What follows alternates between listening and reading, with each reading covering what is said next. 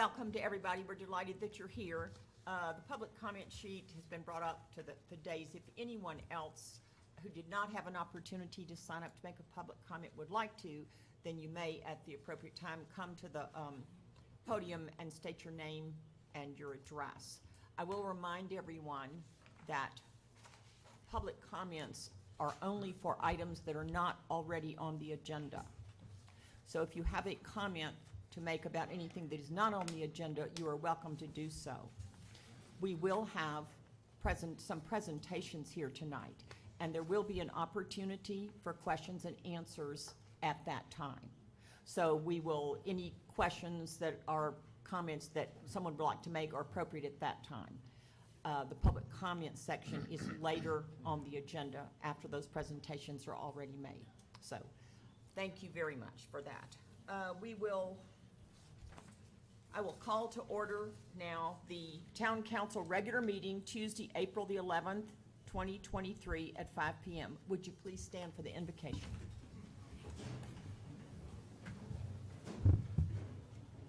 Let us pray.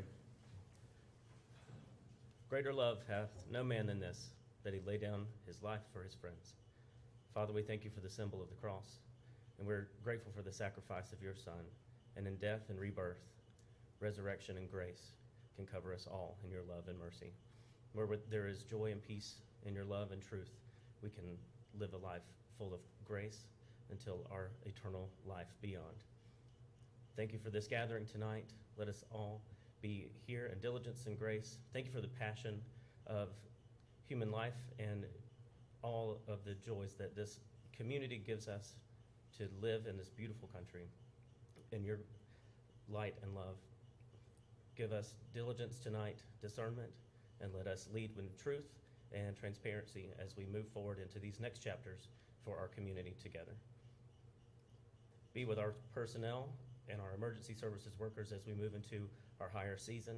Give safe passage to our travelers, and for those that live here in the community, let us lead together and enjoy this beautiful place that we call home.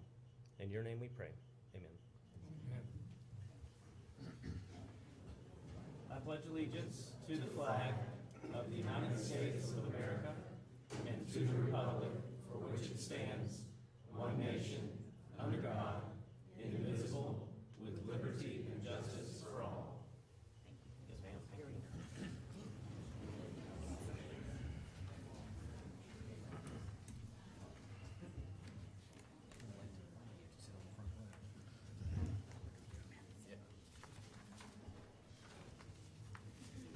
Are there any changes to the agenda? You want to do yours first? Yeah, I'll do my first. Yes, Madam Mayor, on the new business item D, resolution number 230411 Delta, approving Schnabel work order number 7A for the reservoir drain valve, like to be removed at the request of the town manager. It's a little premature, more information is coming in, and we'll pick it up on our next meeting. Thank you. Anything else? Yes, let me add D back to have a vote for Duke Power to bring the power service back into the town's name for the ABC store.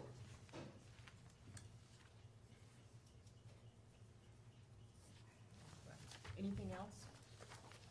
Do I hear a motion to accept the agenda as edited? I move that we accept the agenda as edited. Do I hear a second? I'll second. All in favor? Aye. Aye. Aye. All right, then the agenda stands adopted as edited. Mayor's communication. Cheers. Once again, we're delighted to see so many people here. We rarely have all the seats filled, but it's a good look, and it's a good feel that everybody has an opportunity to participate. Once again, just to let everybody know, I know some people may have signed up. I understand, I've been told some people may have signed up on this public comment sheet, and they're signed up thinking it was a sign-in sheet. So that's fine. If that was what your intent was, when I get to your name, just say I was just signing in. So once again, just to remind anybody who didn't get a chance to, when we get to that time, you're welcome to come and have an opportunity for a public comment. We have a lot on our agenda tonight, and we are, as I said, going to have allotted enough time so that we have give everybody the opportunity to have a good dialogue with the council. That's not a usual the town council meeting, when you do public comment, is not an opportunity really for dialogue, because it's just public comment and there's no opportunity for anyone to respond. So we felt that it would be more useful if we put that conversation in when we get to the part where we're actually addressing it on the agenda. So when we do that, I will let you know probably what will work the best, because the people who are giving the presentation may very well still be standing at the podium. So what may work the best is for you simply to stand up, okay, wherever you are, and state your name and your address and ask your question. And, you know, there is an orderly way to do that, and I know everybody will make it work. So it's a little more confusing than just going by a written list, but we'll make it. We're going to go ahead and start now, because we have a lot to discuss tonight. We're going to move now to the town manager's communication. Yes, ma'am. I'll start with Public Services. They had a good month. They completed the first phase of smoke testing for the sewer system. For those present, what they end up doing is they inject smoke into the sewer lines, and then they look for places where that smoke is then escaping from the sewer lines. That ends up giving them a spot where we might be able to get water infiltration into the sewer itself. So that was completed, and then all the folks, the property owners that it affected were addressed as well. Moving forward, they were able during the drawdown period to clean and pressure wash and perform the Tanner Gate maintenance for the dam. And they also wanted to express their support for the fire department, which lended a lot of help during that activity. And lastly, for Public Services, they did complete the installation of our new digital water meters. That's going to be very effective. It probably cuts us down from 3 people taking about 4 days and 1 person taking about 1 day to do the billing, down to 1 person doing about a half a day to a day to complete all the meter reading in town. So it's going to increase the efficiency a lot. Moving forward to community development, they had a big month on it. They issued 56 permits compared to 49 for February. It's complicated, but I'm pleased to report for everyone that the work on the AT&T tower is progressing. There are some things that need to be done by the contractors for it, but they're hoping inside 6 months to a year they'll be able to have clearance to be able to start going vertical on that plan. Let's see, they installed officers for the BOA. Mr. Greg Garner joined the BOA, which is the Board of Adjustment. And then the LSAB chair, Randy Nelson, was installed as the zoning and planning chair. Going on to the fire and emergency management, they had 30 fire, medical, and rescue calls and completed 361 hours of training for the month. And then, make sure I'm getting this, moving on to the police. Police were happy to report that after they had a month-long audit by the State Bureau of Investigation regarding operations and keeping of private information, the audit was completed with no derogatory comments. And then for Parks and Recreation, they did do a setup of a booth at the LLCA on Earth Day on the 31st, and they talked about trail and wildlife information. They did a lot of work on the trails as far as maintenance work for that to get done, and then had 59 volunteer hours, and then continue on selling boat permits. For finance, revenues continued to be on track as projected, and departments also continued to look at their resources wisely. We had an unreconciled balance of approximately $11,100,000. For communications, we had 28 news articles that reached an estimated 1,980 citizens. We had 13,620 website users in the month of March, 54 Facebook posts with a reach of 27,571 for the month. And then as of March, we almost getting to 20,000 for Facebook. We had 19,411 followers. And then in the manager, clerk, and an admin's report, we continued the development of new policies and also policies for procedures for contracting, purchase, and procurement, and electronic purchasing.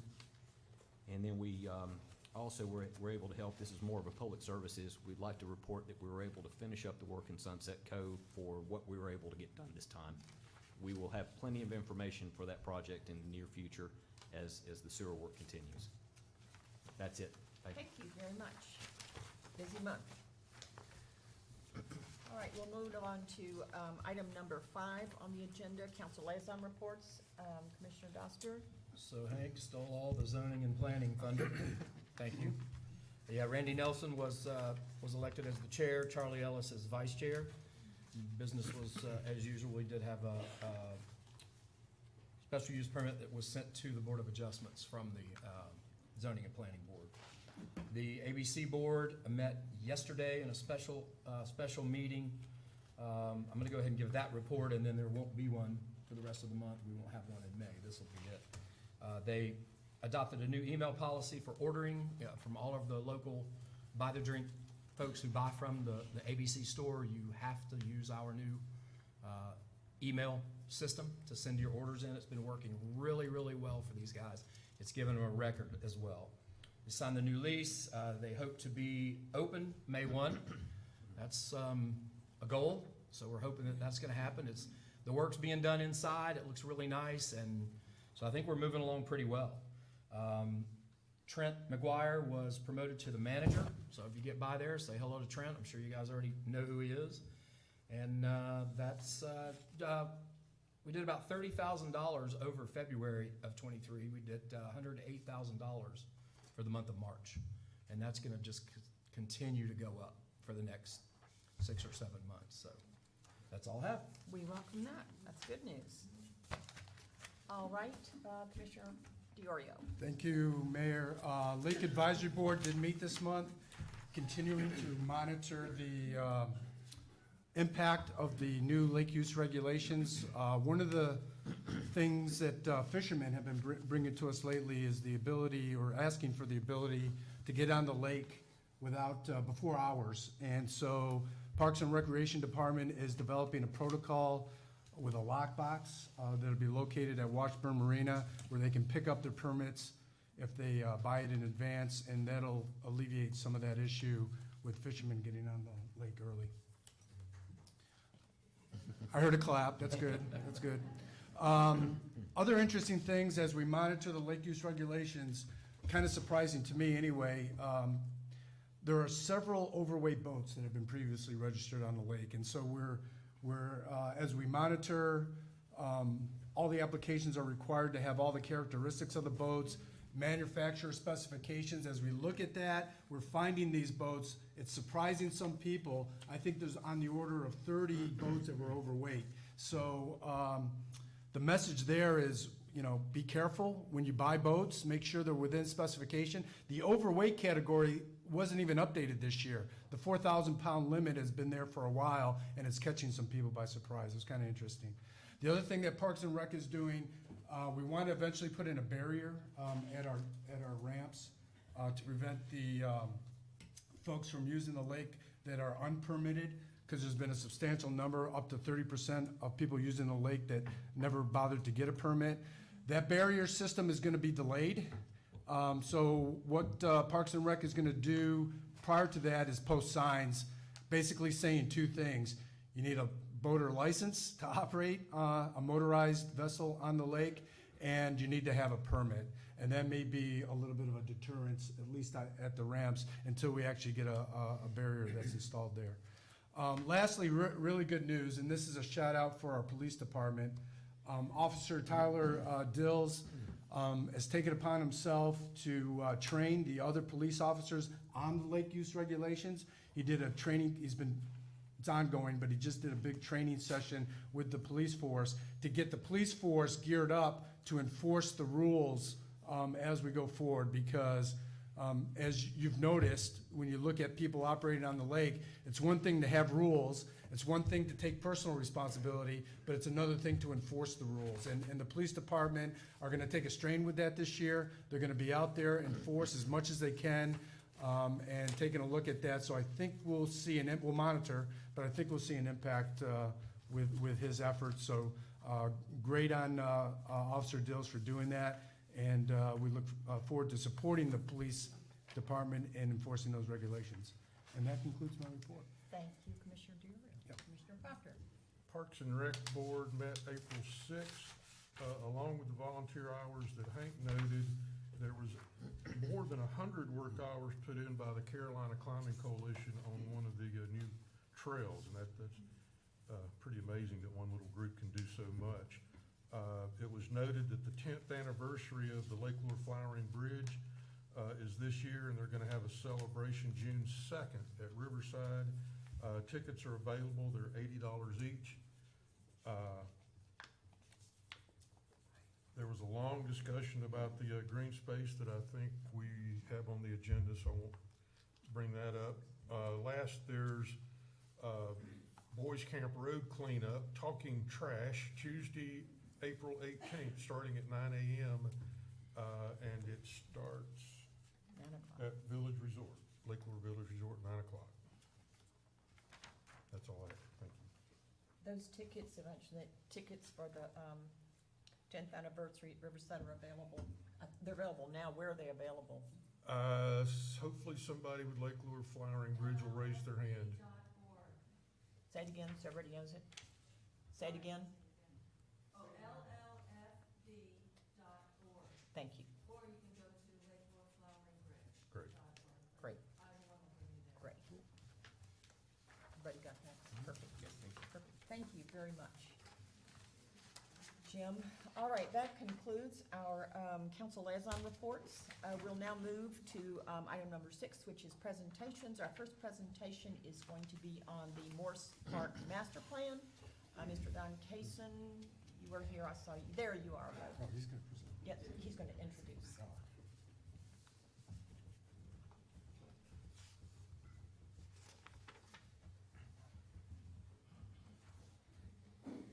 Good evening, Mayor, Council, citizens of Lake Lure. It's on behalf of the TDA Board of Directors and our staff, it's a pleasure to be here this evening to present this great opportunity for Lake Lure. I want to thank Council and the Mayor and the Lake Lure Steering Committee for participating and be a part of Rutherford Bound. TDA, if you don't know, we have a countywide asset development plan called Rutherford Bound. And if you go to rutherfordbound.com, you can learn a lot about it. And this project that we're getting ready to show you tonight is on there. But again, it's a county asset plan, and your town council has voted and approved to support the tourism-related assets to be a part of that. So I want to thank the council for your participation, your vision, and your, again, support for that. So tonight we're here, and part of what we're here is to talk about the Lake Lure Master Plan. It is a phase 1 of the Morse Park Master Plan, and it's part of the PARTF. We're here to get approval to do a grant, but the Parks and Recreation Trust Fund grant, and that's going to go a long way to help fund the project. And we've got Ron here, Ron Hancock from Destination by Design. They are the entity that is working with this project and helping the steering committee come up with the design and the layout of this project, and also working very diligently to help us to get this grant approved, which will lay a lot of groundwork and help us get with funding. So Ron, if you'll come up and go through the details, and council, again, thank you. Thank you. It's a pleasure to be here. Thank you. Thank you, Don. Thank you, Madam Mayor, members of the board. Feels like I was just here, which in truth I was just here. I was here Thursday evening to present the same information at a public meeting. It was well attended, but not near as well attended as this one. And Don gave me a heads up. They're not here to see you, Ron. They're here for something else.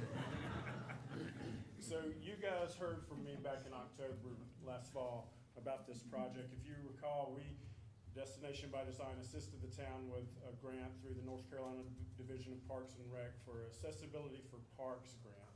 And that was a very competitive program. It was a 1 to 5 match, meaning for every dollar, the Department of Parks and Rec put in $5. So it's super competitive. We were not successful in that. We kind of were expecting them to do more grant writing for you all, and so the timing is right because the North Carolina Division of Parks and Rec has a another program called the Parks and Recreation Trust Fund.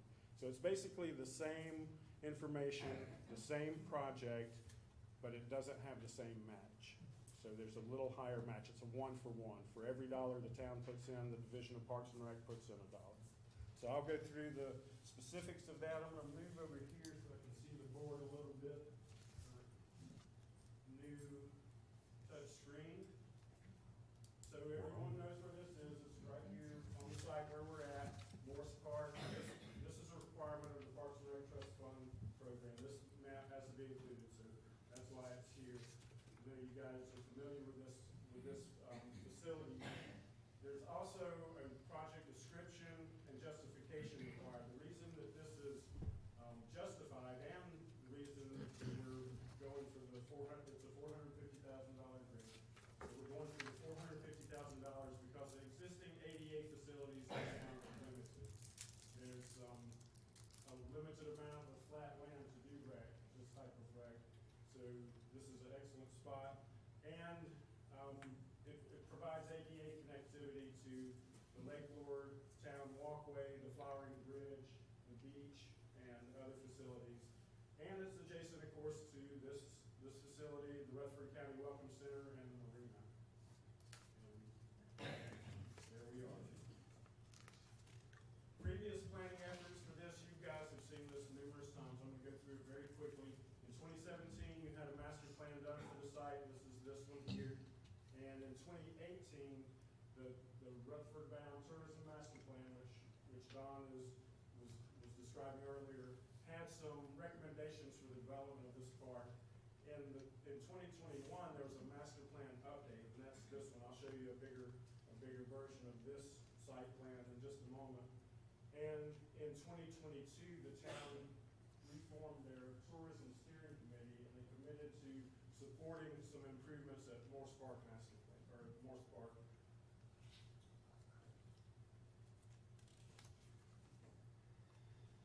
Okay, so this is what we're talking about right here, the Morse Park Master Plan. Increasing parking, doing playgrounds and picnic shelters, and we'll talk about some other features that may be in the future.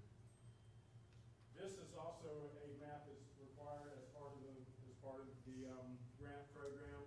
What you can see here in green are the proposed recreation facilities. So we're talking about adding a 1/4 mile of paved path and extending the existing walking paths, putting in a universal design playground, adding a universal design picnic area, and then support facilities. This has a lot of support facilities, including a restroom, a 6-stall restroom with showers, and additional parking and sidewalks. So you can see here on the project proposal, we've got 3 recreation facilities. That's a requirement of the grant. So to score the highest on the grant application, you have to have at least 3 recreation facilities. So we have the paved path, the universal design playground, the picnic area, and then these support facilities, again, the bathrooms and showers. And the idea there was in the future, there will be more events at Morse Park that will require some, or there already is a need for bathrooms and restrooms for the Climbers Coalition, bike events, that sort of thing. So additional parking estimated right now to be 50 spaces right out here on this side. And then again, additional ADA compliant sidewalks. The project cost is basically, as I mentioned, the same except for the match. So when the match basically went up, then the cost went up. When it was 1 to 5, the entire project cost was a little bit lower based on some of the soft costs, so to speak. And when it went to 1 to 1, the total project cost to build and renovate is estimated at $1,625,490, with $250,000 in contingency fees and planning, and then that comes to a total of $1,800,000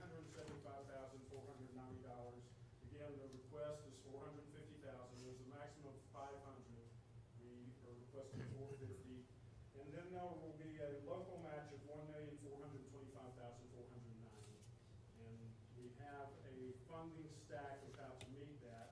I can go over that if you want, but we've talked about this many times in the past, and I'd be happy to address that if you have questions or any additional information you'd like. Ron, since most of the people in the audience haven't heard the funding stack, could you go ahead and just do that? If you don't mind. Absolutely, I thought you might want to hear that. Okay, so Rutherford County TDA has allocated $425,000 to this project over the next 3 years. The Rutherford County TDA Rutherford Bound Program requires that there be a local match. This is different than the Pardiff match. This is the TDA match. So the TDA is putting in $425,000 over 3 years, and then the town would also match that over the next 3 years for another $425,000. We have applied already. The application has been submitted to North Carolina Water Resources, and that's in the amount of $200,000.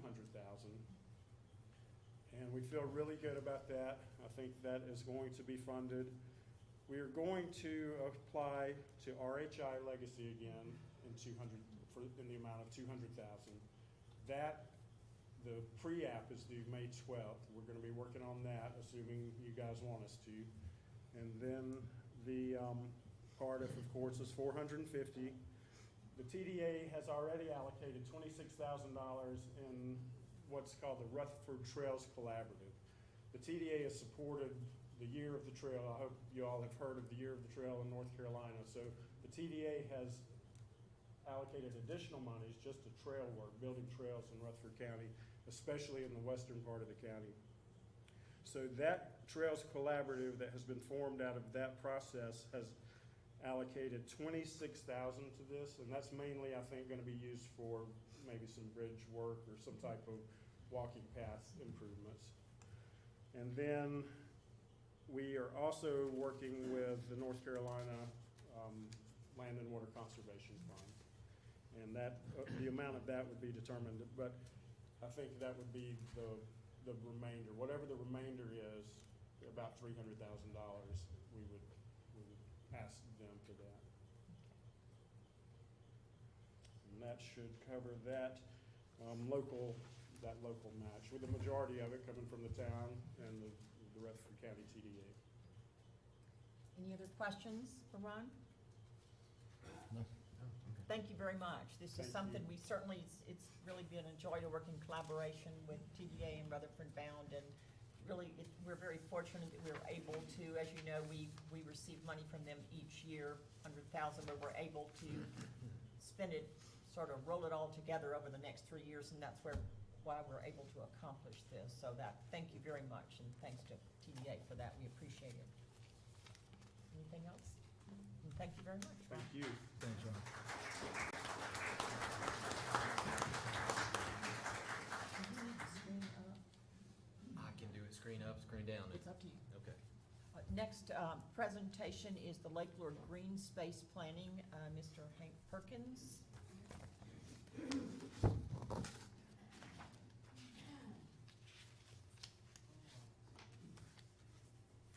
fancy, that touch screen thing.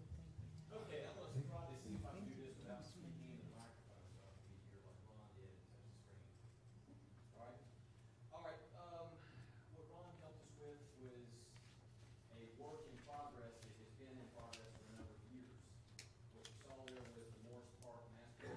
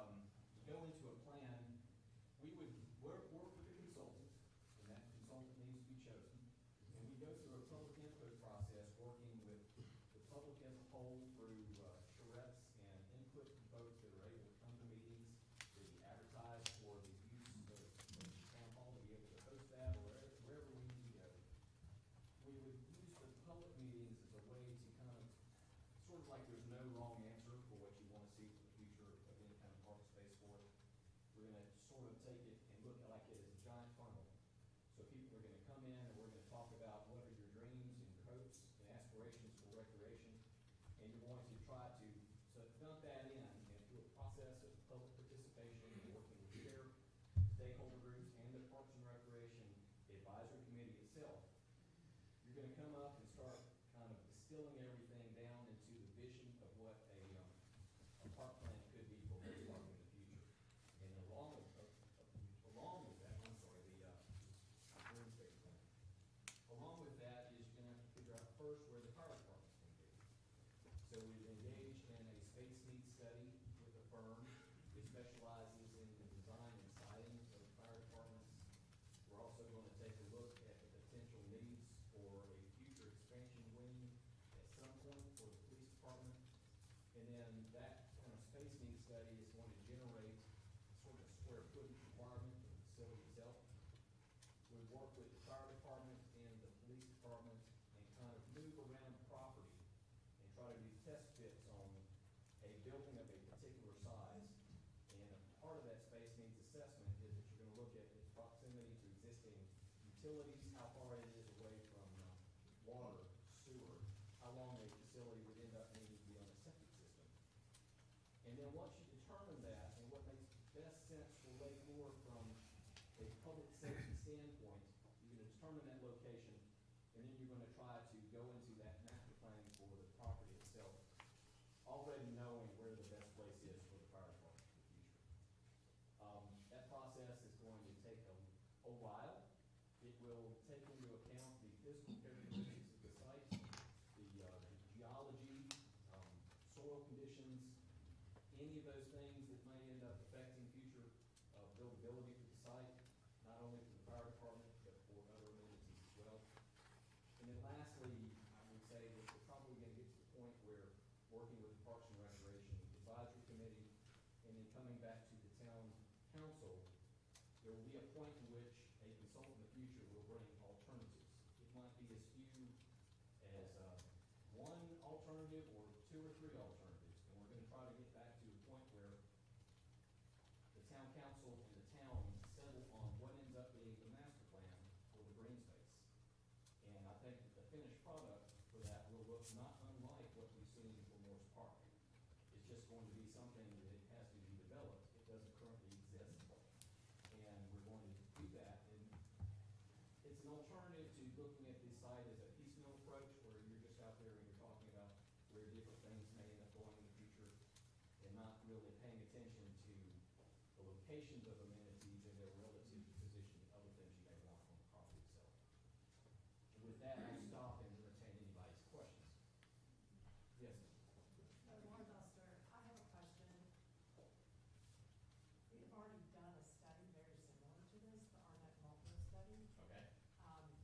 They brought in lots of consultants, they did study the traffic patterns, all kinds of stuff to determine land use, and things that were missing from marketing, from communications, from signage to what should be designated for recreation.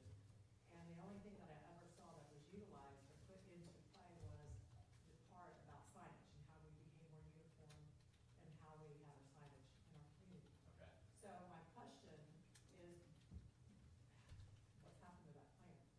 How old is that plan? 2012. 2012. Yep. What I will say about that, I don't know what happened, I haven't had a chance to see that plan I just think, myself. But what I I will think it's say, still valuable.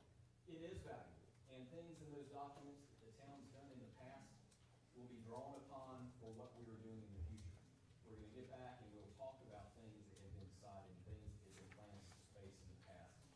Those things that have happened previously go backward.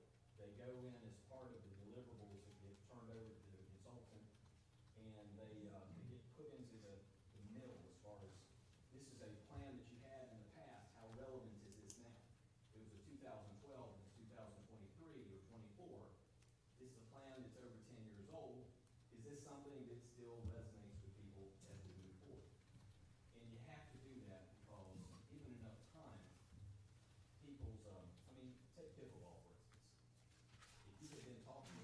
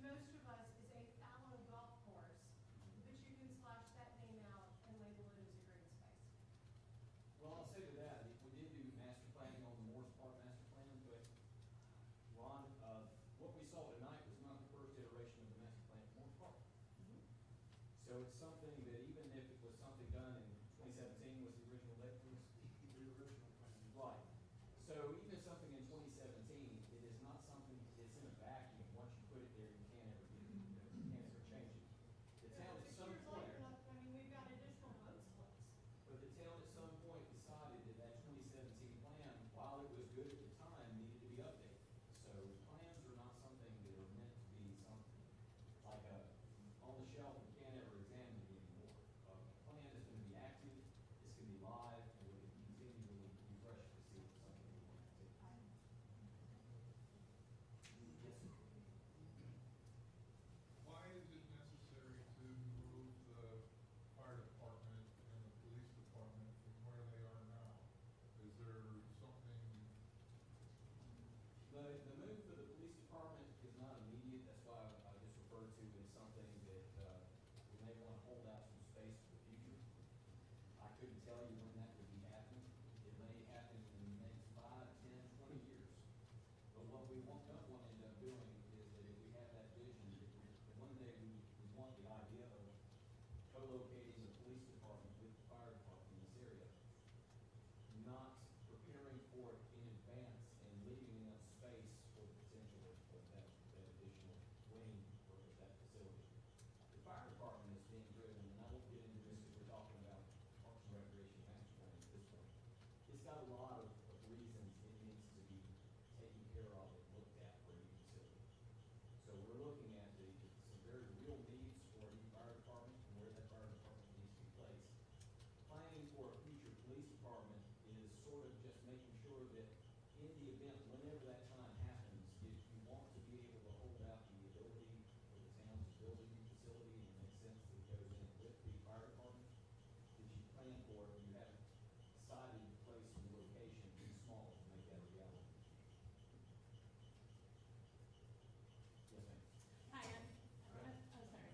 Hi, I'm Annie Vance. I'm a journalist, and in preparation for tonight's meeting, I was looking at past meeting minutes and saw that the ABC store talked about moving for about a year, and in last year's meeting minutes, it stated that the police department is moving to the ABC store. So can you clarify if the police department is moving there, who is There are no moving plans there? right now for that.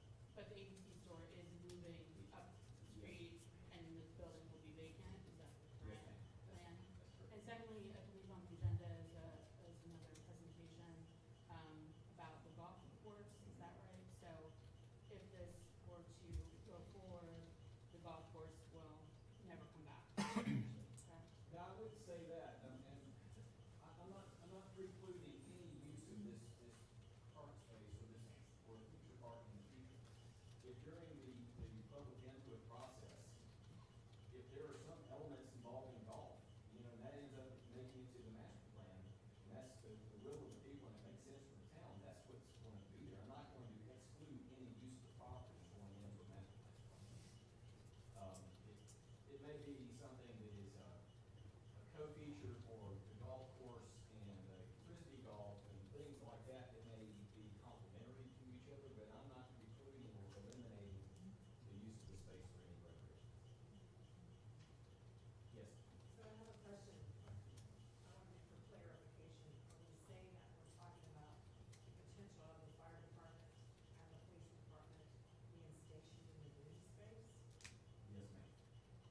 So does that mean you're gonna go apply for zoning changes because that was voted and zoned as That would be a part of the evaluation and site assessment with it is what are the zoning requirements, what are the neighboring uses and complementary uses would make sense, what that would make sense. So that would have to be changed. There was that NC nine quarter and zoning and adoption and ordinance voted on by the council Right. that designated that zoned as recreation. Okay. That's why I was asking. Yes, sir. Can we rezone? Yeah, I wanna just make sure I understand, Morris Park, right now y'all have, the proposed to be today is a little over $1.8 billion for the pads, parking, treasure, and that. Which the town's got to come up with about 1.4 billion at this point. Does the town have that funding available so they can be able to do just those two things? Well, Mr. Hancock gave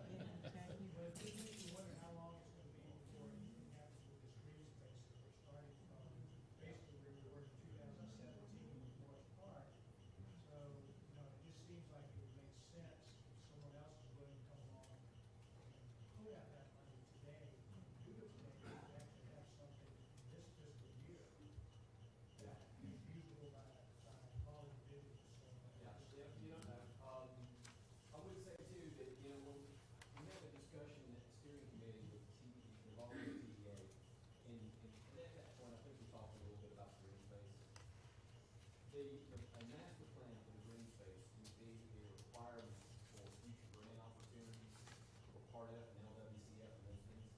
It basically is going to produce the same type of idea as a master plan that we've seen for Morris Park.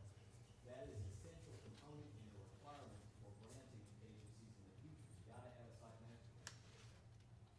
So, you know, for TDA, we could end up coming and pulling TDA funding. It's an extended process for getting that done involving approvals for the Rutherford Bound Plan. But you could end up, if you had a recreation use, that if you size it with enough critical mass, that it could end up being something that could be the home of a tournament, for instance. You could make a rationale with Rutherford Bound for its inclusion for potential funding in the future for TDA because of its obvious need at that point to be able to be a driver for the heads and beds and things like that. But just based on our experience with Morris Park, 6 to 10 years would be best to have something like that in the green space. I'd say, Based on our experience. yeah, I would not want to put my name on something any shorter. I didn't hear him, how many years? He suggested 6 to 10 years. Yes, sir. I understand that, you know, when the golf course closed, that it was more of an expense than a revenue source. And I understand that, all we were up against, that, you know, revenue is very important, and to keep expenses as low as possible. The question I have about the plan is, I see things moving in there that are going to be expensive. I do not see a revenue source there. Well, how are we going, you know, we need to be looking at things that we can produce some revenue also, besides, you know, helping the town and doing everything on our wish list. But, you know, things have to be paid for, and that's my Yes, sir. question. Well, we have a presentation following me when I sit down, there will be a presentation for the group involving the proposal for the golf course itself. So I'll have plenty of opportunity for you to examine that proposal. My purpose right now is to kind of really go over more high level, the idea of master planning, why you do it, how it works, and the expectations for the community moving forward if this process does. Yes, ma'am. I had a kind of question, comment. You brought up the need for, the fire department needs upgrading or more space or whatever. And I know that this grant is recreation-based that we're partnering with and talking about and all that. But I would, as a citizen, be interested in knowing how critical is the fire department expansion or upgrade needed? And should we be looking for grants that support that in whatever location is best for it to be? In other words, I'm all about pickleball and other things, okay, and walking trails, and golf. But I'm not in for those things over the needs of our fire department. And so, Right. if you brought that up, so I asked, could you explain how we're gonna deal with that need? Well, I can't speak to, I mean, I don't know that this is not some time to get into the needs of the fire department. Right. But the council did have a planning retreat early in the year in February. During that time, we did discuss the overall needs of the fire department and the future needs of the police department. And in that light, as staff, what we've heard is that in preparation for the next fiscal year, which begins on July 1st, we're going to be looking at the very real prospect of being able to engage the space needs study that I talked a little bit about how you right-size the department. And then once you get that done and you figure out how big the facility it would be and where it's going to be, and then after you've answered those questions, then you're gonna go out and find a qualified designer who is the best choice for the town of Lake Lure to do that. So we have an idea of what to expect for that financially, and we are preparing for that as we move into So the it's not imminent, it's planning. It's planning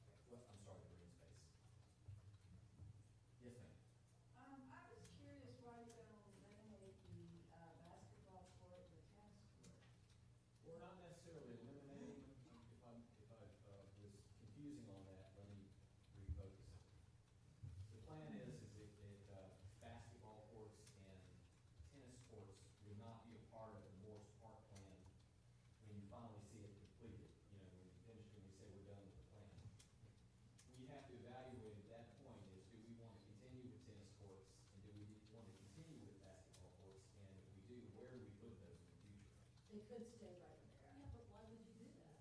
I mean, especially being, for myself, being a pickleball player, and we did present 5 years ago to the mayor at that time. We had proposed, and we were told it would be on the list, but because of the needs of the new restrooms, and we understood that we would be continuing to be on the list, but unfortunately with things in the economy and COVID, we were no longer on the list. Pickleball is one of the biggest sports for for our age group, I totally 60 agree to with you. 75 years old. So why eliminate it altogether? I don't Well, understand that. I'm not saying that pickleball or tennis would be eliminated. It's just something that I'm not going to predetermine for the group or the town what they will see out there. If we get into a public process and we're talking about the future needs of recreation in Lake Lure, I have every idea that pickleball is going to be one that everybody is going to be talking about. But as town manager, I couldn't tell everybody and guarantee you what's going to be into a future plan. But wouldn't that be the interest of the community, the activities of the community, to bring folks in to And that is have? exactly why I was on a process that would engage the community for things that go into the I know this recreation wasn't process. supposed part of the subject, but I just, Okay. I had to say something. Yes, ma'am. What,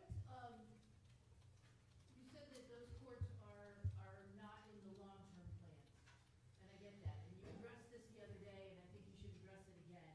What are your short-term plans for those courts that are currently in disrepair? So you're not gonna Yeah. replace them now. Short term, what we're looking at is a rehab of the surface and crack filling. And so that's what the short term is now. Now, those courts, like we said, right now, they could exist for some years in the future, right where they're sitting. And, you know, you gotta maintain anything that you're gonna use. So we are going to reinvest into it. We are also evaluating the current configuration of the tennis courts and how the pickleball courts are laid out. I can't make any promises right now, but we're actively looking at I guess, maintenance and upkeep. And once you're doing that, if there's an opportunity to do something different, we're taking a look at that. Yes, ma'am, in the back. I remember being involved in the community, process of the plan that created the Morris Park plan we talked about. And correct me if I'm wrong, but I know that at the time, the general assumption would be that the pickleball courts and everything in some sort of expanded way would end up in what we're now calling the green space. That's my understanding too.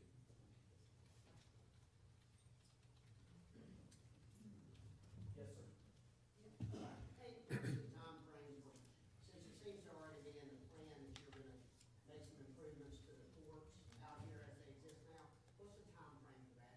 You guys have, It could be in the next couple of months, or it could be into the next fiscal year. We're trying to work in there where we're getting competitive quotes and figuring out, you know, do we have any money right now, or what the money's gonna need to be planned for in the next fiscal year.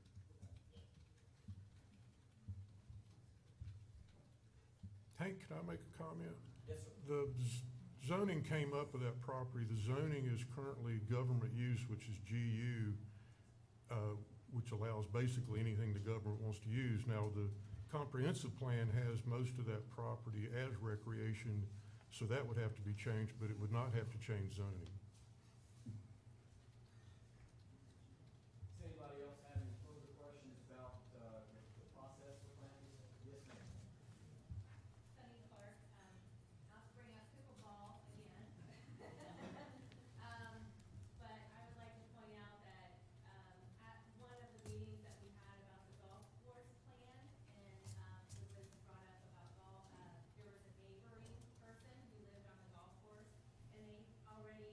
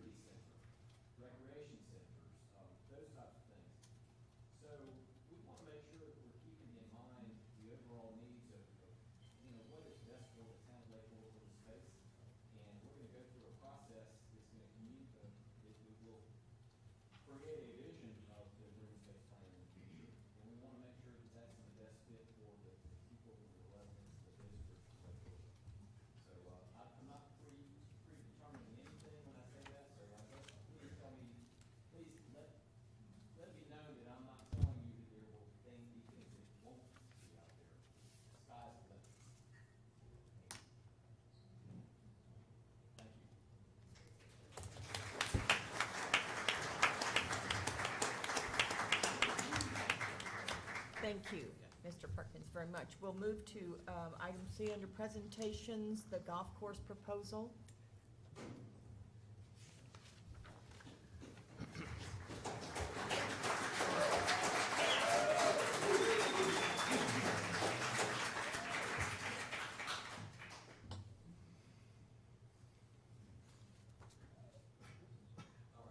There we go. Thank you for having me. I'm very excited to be here. I'm here representing two companies, Lion Loft and Hickory Revival. We are proposing a long-term lease partnership to directly benefit Lake Lure, its residents, future residents, surrounding communities, and visitors. There is an underutilized, historically significant asset here in Lake Lure, and we know we can maximize the potential of this asset. Of course, we're talking about the almost 100-year-old golf course, Lake Lure Golf Course, established in the town in 1927. Our plan offers an immediate no-cost solution to the town, with no subsidy asked for or financial support needed to operate the golf course and all it can become. In this public-private partnership, the town would still own all of the assets of the property, with our team responsible for the capital injection, ongoing operational costs, and management. This would immediately eliminate the cost of the ongoing green space upkeep, preserve the recreational and historical significance of Lake Lure, and create marketing and partnership opportunities that span local organizations, businesses, and schools. Over the past 15 months, we've vetted our plan with the Chamber of Commerce and many of you here in the room today. Prior to engaging in January of 2022, we started analyzing this opportunity with an extensive business plan and financial pro forma, which evolved into the comprehensive revival plan that has been shared publicly. Since we have only a little bit of time today, and there's no way we can cover everything in detail, we're going to go over key points and address how we will operate the golf course with the 3 pillars of sustainability, and that is economically, environmentally, and socially. If there's a need to dive deeper after our 10 minutes, we would love to do so.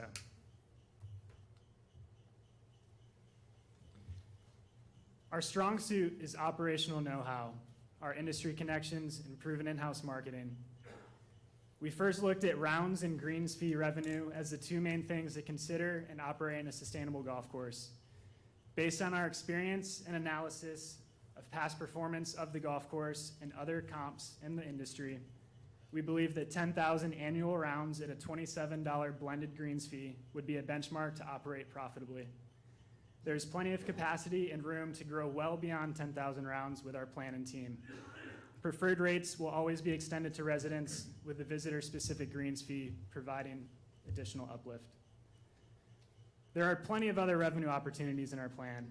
We are experienced in hosting and running profitable golf events that can incorporate partnerships with other local businesses, as well as bringing in new visitors for lodging accommodations.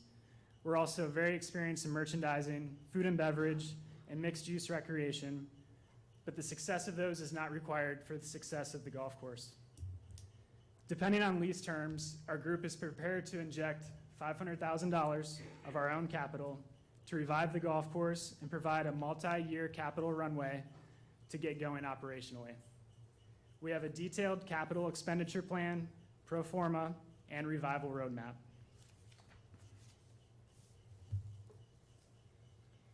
Secondly, environmentally, this is huge. The golf course can serve as a green space. It is a huge opportunity to incorporate nature with golf and everything that the two bring together. It can be a celebration of the outdoors. It should be an example of how these coexist. There are environmental advantages in golf course maintenance and examples of golf courses out there that are stewards of these practices. We are committed to this leadership and will be how we make our decisions perpetually as it relates to the environment. This includes obtaining Audubon certification, intelligent water usage, drainage and erosion prevention initiatives, promotion of buffer zones, natural areas, fostering habitat such as milkweed for pollinators, birds, and other wildlife. We also understand there's a stream easement project in place with Equinox LLC, We have not been yet provided with those details, but we'd certainly love to partner with them. We do have access to the latest maintenance advancements and thought leadership through NC State, Lonnie Pool Golf Course, Sand Valley, and the PGA of America. Golf is booming. It has never been a more popular pastime. We have not seen participation levels this high ever since Tiger Woods first rose in 2000. There are 41 million Americans who played golf in 2022, with a record number of 3.3 million golfers who played for the first time. There are an additional 21 million people in 2022 who said they're interested in playing golf for the first time. The biggest segment of golfers are young adults, 18 to 34, so it's certainly not a dying sport. However, it is one that will last you for your entire life. The USGA is investing $25 million into Pinehurst. We've seen it firsthand, with studies saying the economic impact of that investment will reach $2 billion across the state of North Carolina.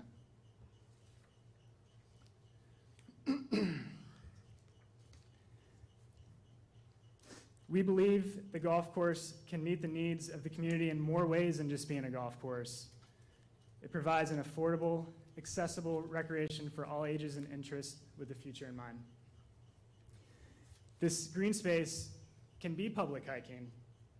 It can be for disc golfers. It can be for foot golfers. Entire families can go out there. We plan to partner with the local schools, the Lake Lure Classical Academy, and promote this mixed-use green space to foster cultural opportunities in music, the arts, and event space.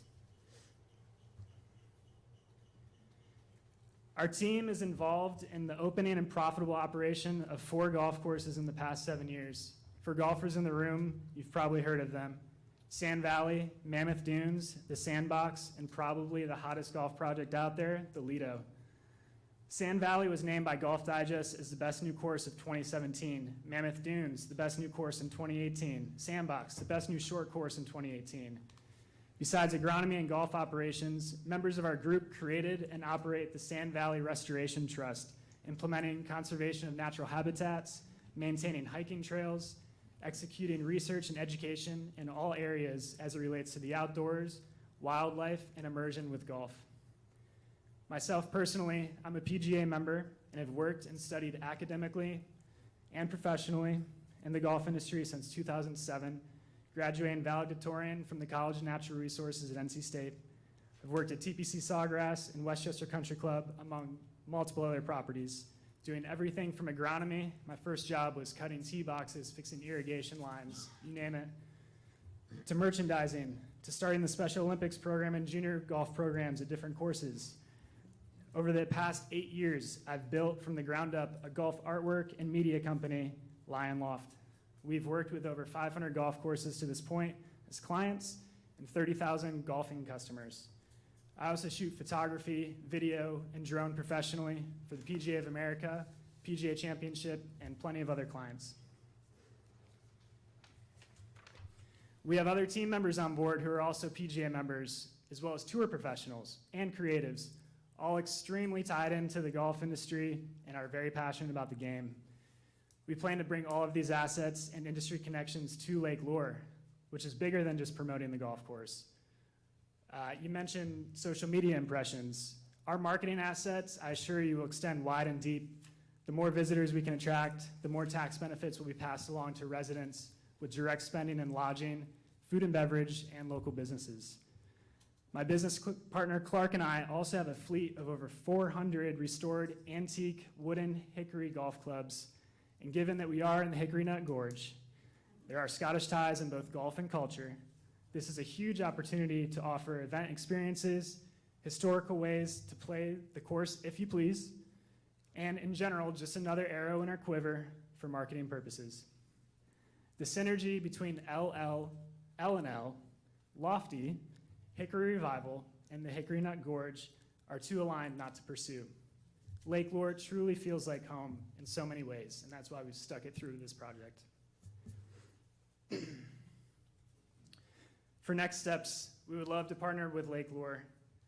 From the town, we are looking to come to an agreement of principle for us to operate the golf course property with the historic clubhouse. There are certain things we'd love to dive deeper on if we can arrive at this agreement of principle. which would proceed into negotiations and due diligence. This would also include a timeline of engagement, the due diligence period, and the appropriate lease negotiations. During this time, we are fully prepared to share extensive references, detailed pro formas, and the business plan. We do have a public revival plan that we've shared and will be on the last slide here, which is a little prettier than these slides. We wish to continue this in an open-minded and collaborative manner. We understand that there are needs for lay-down pipe storage as well as movement of park and recreation employees, and we want to help with that. We're here to work creatively together. We believe there's a lot of additional land, as you saw in previous presentations, on the property to the south end that the town owns, and under agreement of principle, we'd be happy to continue to discuss these creative solutions. There is a historical precedence of this land by the Morse family to be operated as a recreational space for the town, specifically a golf course. And this can generate so many more benefits and be utilized in so many other ways with our proposed plan. To summarize, we have an immediate implementable solution to revive the golf course, the team and capital to do so successfully with zero cost to the town, with zero ongoing costs. If we fail, which we certainly do not intend to, the worst case scenario is the town is left with a beautified and improved green space. If we succeed, which we fully intend to and are extremely confident on, the sky is absolutely the limit on the benefits that we can create for the town of Lake Lure for many years to come. It is our earnest hope that we can come to this agreement of principle. Thank you again for your time today, and we look forward to the prospect of working with you for many years to come.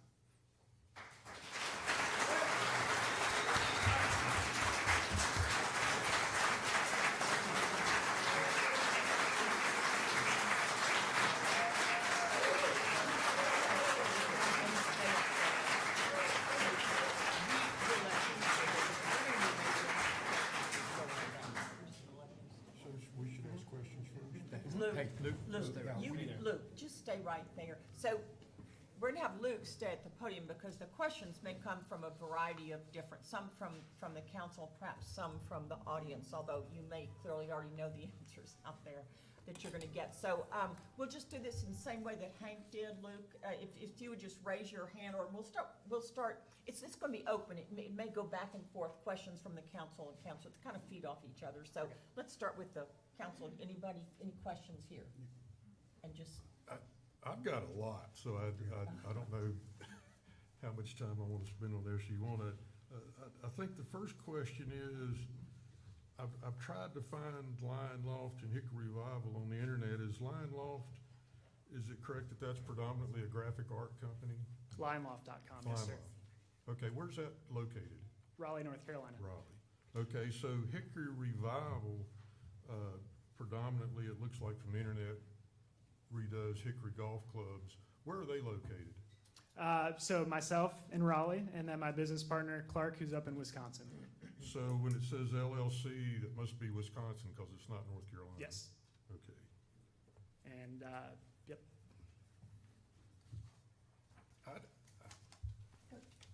that's fine. Of the people up here, or in this group, I think I'm the one that has written the most business plans and started perhaps the most businesses. The packet I got, which I presume is the same, is not a business plan by any means. The budget is not really a budget, and it's really pretty, but it doesn't show any nuts and bolts. So I certainly as a town commissioner, I would like to see that. If you want me to, I'll just go through the. Can I address that? Yes. Okay. When we first came to the town in the Chamber of Commerce, that's what we presented, was a very thorough business plan, which is the same one that we vetted with our investors as well as other sources. We've been working on these things for many years now, and have done a lot of market research, specifically with 9-hole golf courses. The pretty presentation that you alluded to was a revival plan that we were told to create in order to better present the business plan, which is all words and numbers. But you have to understand, as a commissioner, we need a business plan. Yeah. And And we that was the haven't first received thing that we did provide. We don't Um, have a business plan. With the Chamber of Commerce, that's what we provided them in the beginning. I have not seen a true business plan.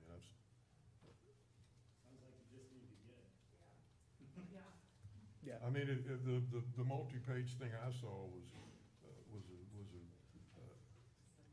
a thing that had ideas in it, but it certainly wasn't a business plan with a proper budget. Right. That was a community-facing revival plan. That's what we're asking for today, to go into an agreement of principle so that we can share more of these confidential ideas that we have, as well as the numbers to back them up. Okay, so you're saying we need to have an agreement with your group before we can see a true business plan? Not the business plan, no, but to fully flesh out all the numbers and everything like that, we're certainly open to discussing all of those things. Okay, so on page 4 of the plan I saw, and today you said golf is at an all-time participation rate. Fact of the matter is, according to the National Golf Federation, the number of plays in 2006 was 30 million, and 2022, the number was 25.6 million. So There golf was, is down dramatically since 2006. It's gone up since COVID, but it's still quite a bit lower than it was in 2006. I think the number in 2006 was actually total and people who were engaged with golf, which included other things outside of golf course facilities. The NGF does show that it is at an all-time high currently. Well, NGF, like I said 30 million in 2006, and that mirrored in some other courts, but since y'all use NGF, I do too.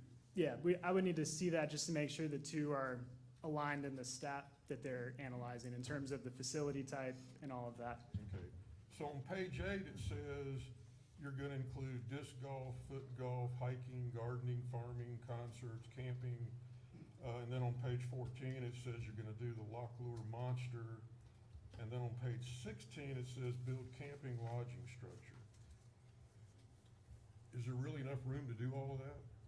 There's a lot of room out there. It was originally developed as a 18-hole golf course. There's a lot of property that we also feel like could be utilized for the storage, the laydown pipe storage, that could be then developed by us at a later date in the form of a short course or disc golf or other amenities that the town needs. The 9-hole portion with the golf clubhouse, as it was originally designed, is plenty for that core golf experience, and then there's a lot of adjacent land that totally could be utilized. Okay, so if you give a business plan to the town, a site plan would be really handy to see how you, now, understand there's an old town dump, a new school, and Ingalls are all on the old town property, or on the original golf course property, so those are not usable. Mhm. Anyway, okay. So on page 22, you talk about uses that Moore County had. I don't think that's apples and apples, considering Pinehurst is in Moore County. The economic impact of a 9-hole golf course compared to the most famous golf resort in the world is a little stretch, in my opinion. Yeah, and that's to show the overall economy. Again, the growth of the game is at all-time highs, and the fact that there's a county that's fully embracing golf as their visitor attraction. We also were involved with a 9-hole course in Lewisburg, North Carolina, and have all of the balance sheets for that course, and did a full analysis on that. And they also saw tremendous growth during the same years that Moore County did, and every other county across the country experienced with golf as a sport. Okay. On page 23, you talk about the Buncombe County TDA funding for the Asheville Municipal Course. I think it's interesting that, it should be noted that the Buncombe County TDA has a budget of almost $41 million a year, and the TDA budget, or the income for TDA, correct me if I'm wrong, although Kasem's gone, is 2.6 million. So to think we can get as much money as Buncombe County did is a little stretch. But I'm glad y'all brought up the idea of the Asheville Golf Course, because the budget I saw, the proposed budget was just a kind of an outline of things, but there was no line item for concession agreement or rent.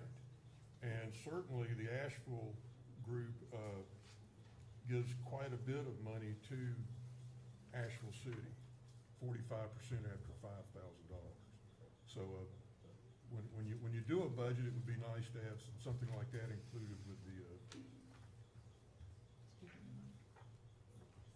They're asking me to speak in the mic. I apologize if you didn't hear me. Okay, on page 24, the financial projections, which is not a budget, but labeled financial projection, that one actually said you needed 12,000 rounds. But now it's 10,000, that's okay. But like I mentioned, it doesn't have renter concessions, which if you're gonna compare us to Asheville, certainly we would anticipate. With a substantial increase in rounds of golf, I think there should be a line item for marketing and advertising, and there's not.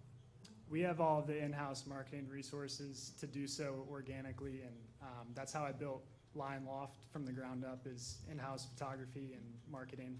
We do about 15,000 impressions on one post with Lion Loft, and Okay, we'd be so- bringing that to Lake Lure. So you're gonna do all of that with no line item for advertising? Correct, that comes with our group. So did Lion Loft actually build golf courses, or you were consultants with the media? That specific company is a golf artwork company and media company. As I had mentioned in the presentation, we have plenty of other related golf course experience in operating golf courses outside of Lion Loft. Right. So, Lion Loft is a marketing tool and asset with brand equity that will immediately bring value to Lake Lure. okay, so if and when you guys bring a business plan to us, it would be nice to know the other individuals and how they're incorporated into the whole scheme. Yes, sir. They are in the business plan. Okay.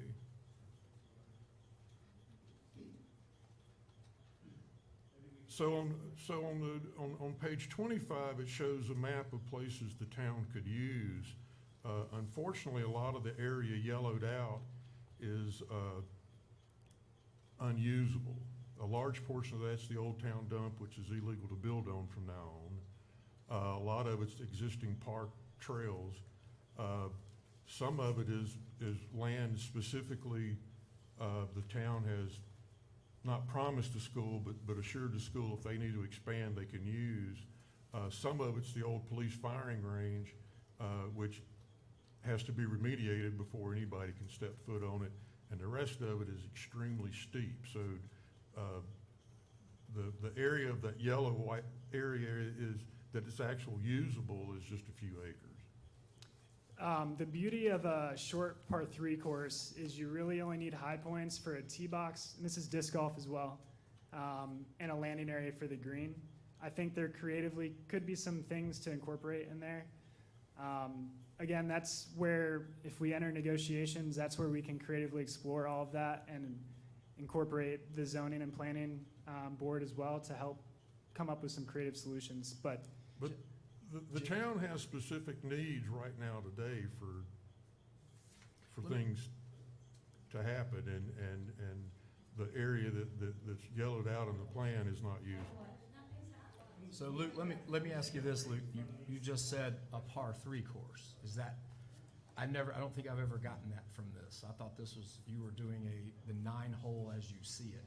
Yep, as I Not a par mentioned, 3. the core business will be sustainable with the 9-hole golf course. There is future development opportunities that is in the business plan as well, with creative ideas around a short par 3 course, as well as other use cases for the land that's included in the property. So you're gonna take the 9 holes we have now, leave it like they are, in the current par conditions they're in, and then incorporate a par 3 into that as well. No, the Okay, so par you're- 3 would be potentially a separate part of the property, but what we are focused wholly on is beautifying and reviving the original 9-hole routing, I got it. which incorporates new greens, evaluating mounding, new grass. There's brand new grass species out there that require about a tenth of the maintenance and water usage and chemicals needed compared to bent grass or Bermuda grass. There's so much that we can do to turn this 9-hole golf course into something that is shared through the PGA of America to national media outlets as a steward of what the future of a 9-hole golf course and a golf course in general can be. Okay. So I've got just a couple more things. On page 27, it talks about Winter Park, Florida, which here again is a little bit of stretch because the Orange County gets over 44 million visitors a year. So it's not exactly apples to apples to what little bitty Lake Lure has. Yeah, and I think they do about 60,000 rounds and do well over $1 million in revenue and greens fees. We're suggesting that we are very confident we can do 10,000 rounds. We would be bringing in a traveling visitor audience ourselves. Plus, with our marketing, we know we can bring people in from Asheville. We know we can bring people in from Greenville, Spartanburg, Charlotte.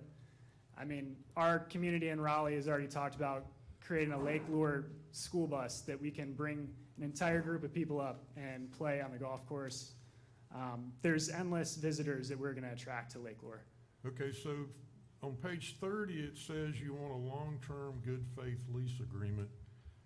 Certainly a business plan would have to tell us exactly what that is, because William Morgan over there, I'm sure, is wondering exactly what a long-term good faith lease agreement is, and is it something the town could actually vote on? Anyway, we need something that the town can actually vote on, because we haven't seen that yet. That's all I have. Okay.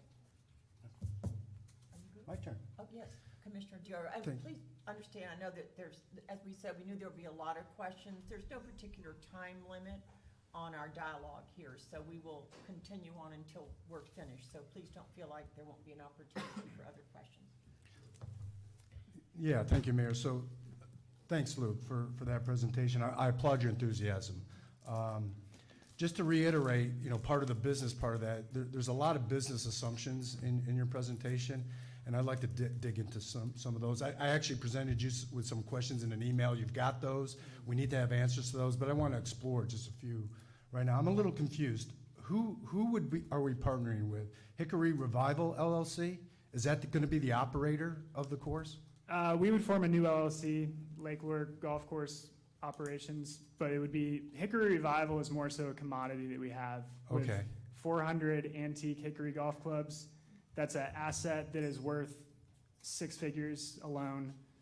No, I get it, I Yeah. get it. So here's my concern, okay? And so there isn't an LLC, okay? You don't have an LLC that operates golf courses. So there's no track history, except that you guys worked at golf courses, right? Currently, my business partner is the head golf professional at the Lido. He was one of the first employees at Sand Valley and helped Yeah. build all 4 But of how about those. how about operating a course, though? I get that you're professionals, I get that you're golfers, but what track history do you have running a golf course? I wish we were more so golfers as golf professionals. Unfortunately, we don't get to play a ton of golf once we go into the field. Golf professionals are stewards to operate golf facilities.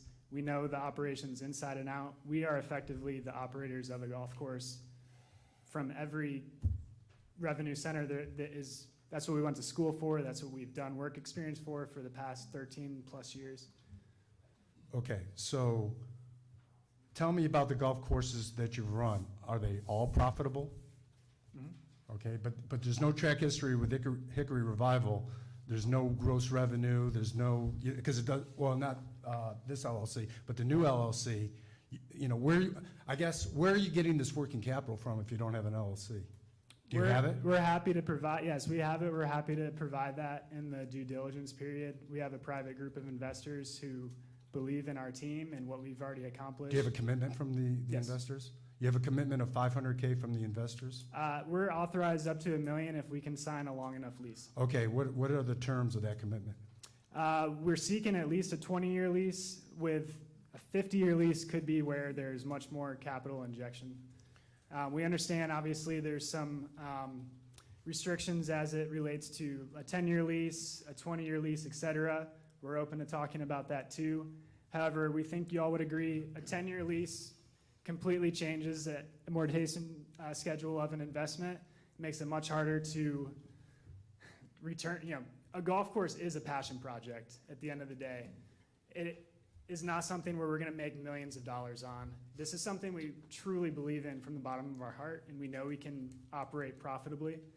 In order to invest a certain amount of capital, we need a commitment back from the town as well. Gotcha. So here's my concern, okay? So, and Asheville's a good case study, actually. The Asheville Municipal Golf Course, the previous operators defaulted. They didn't have the business model. We have a track history of not having a good business model with an independent contractor. Other small golf courses have failed. Rutherford Country Club, Highland Lake Golf Course, which over in Flat Rock, which got transferred. So there's a track history of having problems with the business model here. And so my concern is, what is so different about your business model? What independent marketing analysis have you done that makes you think it's going to work? I do feel like we addressed that fully in our business plan as well as the revival plan, and we talked about it today in the presentation. We're happy to continue to talk about it in negotiations. I mean, we've already communicated those things. We have marketing, we have the track record Yeah, with but have you done the operating. market analysis? I mean, how do you know? How do you know? We've done a full SWOT analysis. We have a market analysis in North Carolina. But I'm talking about an independent market, because we've done 2 market analysis here. One was done by the TDA, another one was the Arnett Muldrow report. When the TDA formed here 10 years ago, they did a survey of people coming in and out, of the local citizens, of what kind of recreational activities they wanted to see on the green space. Golf didn't even make the top 15, okay? So there was a whole host of other things, hiking, camping, disc golf even, but golf wasn't on there. And that tracks kind of with kind of how we've had difficulty making it to be a business over there. Mm-hmm. And that was an independent market analysis that was done. Arnett Muldrow said the same thing. Interconnectivity of trails was more important than golf. So it goes back to, why do you think that this model, and this isn't a regular golf course, right? This has like sand greens, and it's That's gonna the be, history of this golf course, and Oh, there's okay. storytelling that could be done when we're rebuilding the soil composition Okay. of the green complexes to where we could have maybe a one-time sand green hickory golf tournament or something to capture marketing and celebrate the story of the history of golf in Lake Lure. Okay. But that's not by any means the ongoing plan for the greens. So we know that the local population, there's a lot of enthusiasm, a lot of emotional capital anyway in this, and so you'll get some support. But we know that the local support, even extended to the county and to Polk County, they were actually a majority of the golfers that were there, is not enough to sustain the 9-hole golf course. Mm-hmm. So my question is, who are these other people and where are they coming from? So one example I would have of that, we run a 3-day, 2-night camping and golf concept that we've done for 6 years now. Tobacco Road, if y'all have heard of that, in Sanford, North Carolina. We sell it out. We've got another one coming up in May at the Fields Golf Club in LaGrange, Georgia. We have people who have come in for one event from 28 states across the country, filling up a 72-person event, and we're making about 50 grand in one weekend. So those types of creative events that we already have the audience for, L&L, LL, golf course, it's gonna happen. So those are special events that you'd have people come in. How many of those are you gonna have to be able to sustain your business model? We don't need any of those to sustain our business model. So it goes back to my original question. Who are these people? Where are they coming from? So, we have 280 signed, these are all people locally who have signed petitions to say they want to support this, so Mhm. there's only the one that got. And I get that too, but we only had like 40 people have a membership at our last golf course. So, I mean, there may be a lot of enthusiasm. Maybe people want to see a golf course, but I'm talking about paying members, okay, to sustain your business model. I don't want you to fail. I think it's, if we can make it work, it sounds great, but I just don't know where these people are coming from because of our track history. I'll even go back to the independent contractors we had before. When we started with them, they thought they could build the business model, they would eventually reduce the subsidy, and the subsidy went the other direction. costing the taxpayers of Lake Lure upwards of $1 million over a decade to sustain the golf course. So that's my concern. And the independent market analysis to back up what you're talking about would help, because our data points aren't pointing in that direction, Lou. Understood. We do have an extensive list of references that we are willing to provide that is sea level with the PGA of America, top 100 golf courses, municipal golf courses, public Yeah. golf courses, people in the industry, Golf Digest, you name it. We've got people that are ready to support any initiative and endeavor that we go on. Okay, moving on, back to Asheville. So Asheville, Stop you for 1 second. Sure. Do you mind? Can we take? It doesn't seem like to me, David, that you can compare what the golf courses look like at Lake Lure for the last 10 years to what they are proposing. This is a completely different plan. okay. Right. They have backing, they have the background, they have the marketing, they are a well-established organization. And so, you know, people who have come in here over the last 10 years, you know, yes, the Bennett's had, you know, experience in dealing with landscape, but no financial backing, no marketing experience. And so it's, to me, it's not the same thing. Okay, well taken. No, I got you. You're right, Kathy, but you're looking at 33 rounds a day, Luke. 12,000 rounds a year, right? 33 days. 10,000 rounds a year. Oh, That's oh, a 'cause old- your other, that's That old. was from a year ago, and Oh. we wanted to make it more achievable. We feel like we can do 15,000 rounds, but we wanted to show that we can operate this sustainably without a crazy amount of pressure to do so.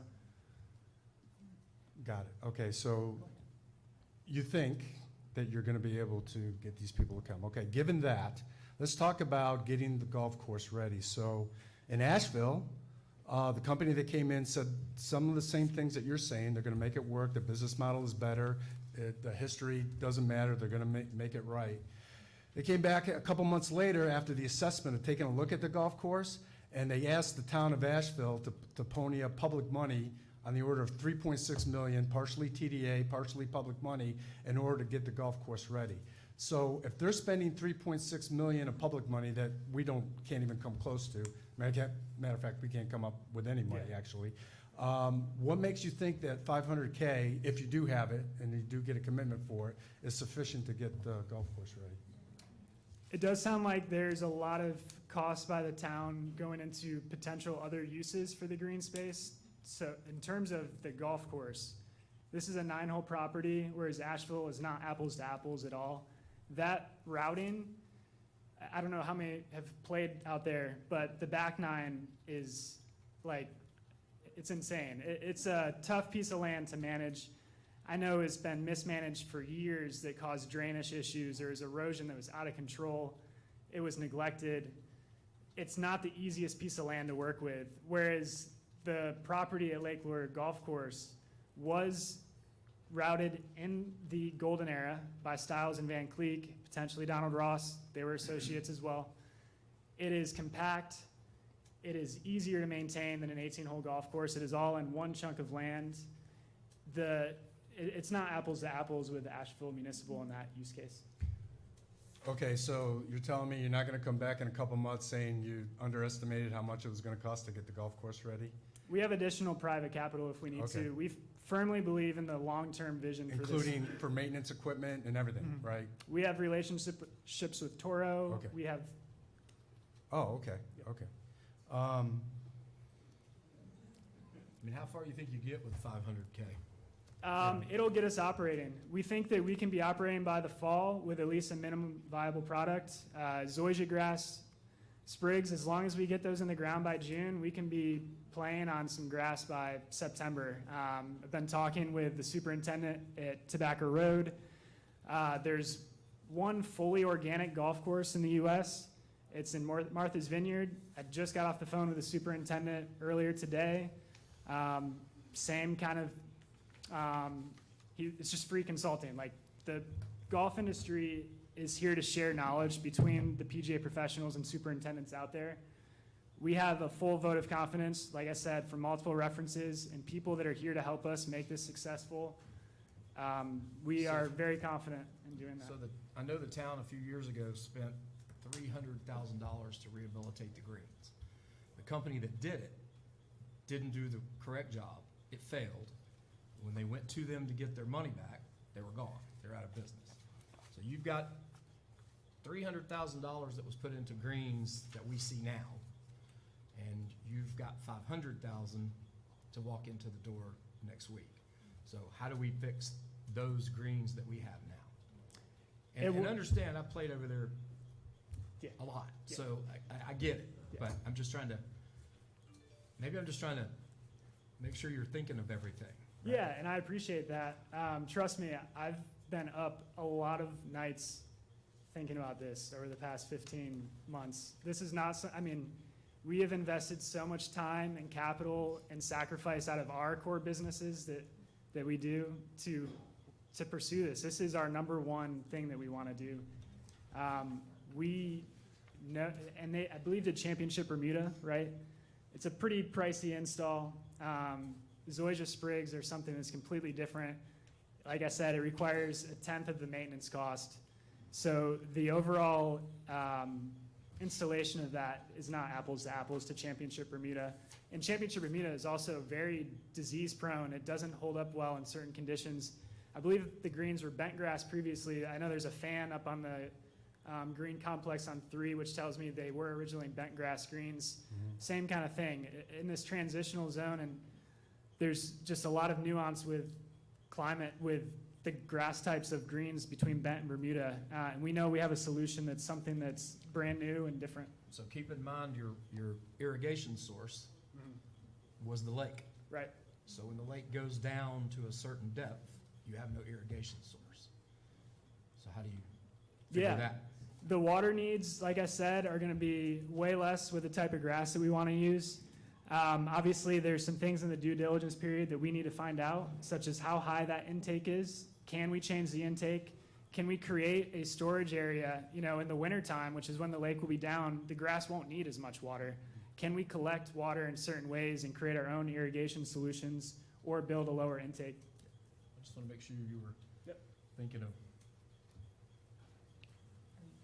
No, I have more. So there's an amount of investment we've done since the time the golf course closed and now. For instance, the clubhouse, okay? So lake operations had to move there because Public Works had to reorganize and move where they were. So what are we gonna do with our lake operations? Do you have a solution for that? I don't know if that's up to us, to be honest. Well, it's a cost. Excuse me? What, relocating the Parks and Rec? You go to the ABC store? Folks, this isn't a place for good ideas, okay? We could throw those out there all day long. What I'm here's my point. Let me make my point. You say it's zero cost to the town. There are things that we've invested in, the laydown area, which is vital for our infrastructure project, and we've looked at other areas. They're not suitable, okay? And there's engineering requirements. Talk to our town engineer. He'll tell you what needs to be done, and it's very expensive if we were to try to put it somewhere else, okay? Then there's the clubhouse. All right, now you're talking about the public safety stuff too. By the way, I'll add on the public safety, one of the things with the fire department that we have to reconcile, first of all, the building's out of date, but second of all, you know that there's a big gap in our paramedic response capability I'll get to you in a minute, please, ma'am, let me finish. In our county, and we're trying to get our fire department up to that standard. There's a variety of standards that we need to do to be able to respond to public safety initiatives in the town. And that's what's going on with the firehouse. So there's an amount of investment and initiatives that are going on, and I'm trying to reconcile how we're gonna do all that and give you a 10-year lease to be able to do what you wanna do. In other words, the opportunity cost is significant. And if it doesn't work for you, now we're left further down the road having made decisions in support of your initiative that we may not be able to go back on. So I have that concern. So, we're gonna have to figure out how to get all this to work together if we're gonna go forward. I would throw out there that currently there is a maintenance cost with upkeeping the green space. Yeah. Our plan is to remove that for the town, and we would be the ones responsible for upkeeping it. So in the event that we do fail, again, we would be returning an asset that has been improved upon and maintained. And then the planning of the previous presentations can be looked at for 5 years down the road. We have an immediate plan that's ready to roll. Just as a side note, in regards to the fire department, I understand they need to be refurbished. I understand how important it is to have our first responders. However, we live in Vista Mills Mountain. And unfortunately, there was a fire at one of the residents. And we live in the mountains, and our roads, and we're back. And it's difficult to find.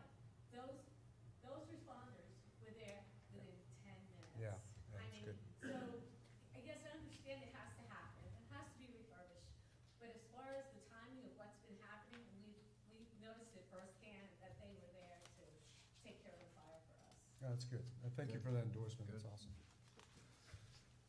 I'm sure I have more questions, but want to go on? Yeah. Yeah. So two things. One, Jim, you mentioned when you were speaking that there were immediate needs that the town has right now. Does that mean that you've got immediate needs that you plan to use the green space for? There are things the town has proposed that certainly we need space for that is pretty, So why have we not heard any of that? well, if you'd come to meetings, that has been discussed Shouldn't it be in writing? numerous times. It is. It's in the public record. You need to review And it. the public record of the council meetings? Yes. So there's not been any forum or any opportunity for the residents to talk about the fact that this is a green space. I know that there are several people here that were part of a long-range planning, committee, more recently than 2012, where it was very evident in their recommendation that remained a green space. That means, I don't see why, lake operations or Parks and Rec, 3 people are in that beautiful old historic building that's now been, covered over by sheetrock and drywall and all that. That's been sort of defaced as a historic building. And I can't imagine that there isn't another space for those 3 people to be. And in addition, the opportunity for you all to use any of that space at laydown for, sand, dam and sewer. I mean, that's the entrance to our town. And the opportunity maybe to move, all the trucks and everything over there, that's been out in the community.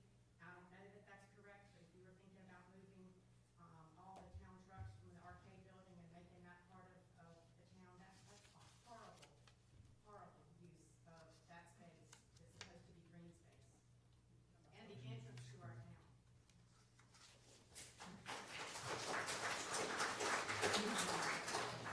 Do you have any more questions? If you do, you do. Are there any more comments or questions? Mo? Yeah, hi, Mo Bay here. Now, Luke, you alluded to, well, rather, you want the town to be retained a 20-year lease for $1 a year. And you alluded in your presentation about tax benefits to Lake Lure residents. What would those tax benefits be? It would seem that all of the merchandising, all of the fee greens and all that go to you, not the town. So what are the tax benefits? I think the Chamber of Commerce can also address that pretty well. Occupancy tax and lodging, bringing visitors in is the biggest immediate impact. When people come into town too, they're gonna frequent restaurants, they're gonna frequent breweries, they're gonna frequent shops, they're gonna frequent the wineries. They're gonna visit Chimney Rock, they're gonna do other things, or families will split up and go do different things in town. There's gonna be the golf course will be bringing more people in, and not just through golf, but the disc golf tournaments, the people who come out and play foot golf. Those people are gonna spend money in other areas in the town. So in terms of the tax benefits too, I think the Chamber of Commerce can help support that. So I think one of the largest ones, obviously, for jurisdiction besides Lake Lure, one of the greatest benefits we heard earlier is from the occupancy tax that, and I hear it from a lot of the inns and the keepers that, they feel like sometimes they get no benefit of that. They get to house people and they make money, but the tax that goes to the county, all of that benefit is now going to our town. And so the benefit comes back to the town in the Norris Park.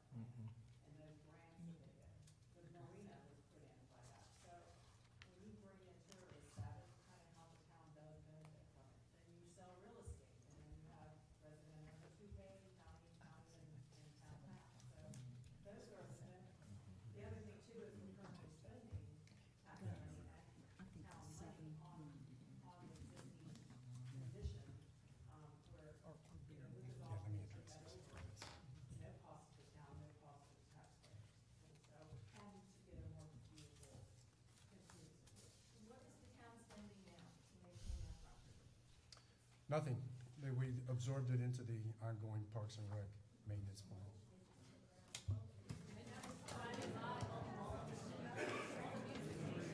Yeah, but that's part of the normal budget line item that Parks and Rec has. They redistributed it. They didn't hire anybody. They didn't. Dean, you just readjusted your budget, right? You didn't add any more to the budget, did you?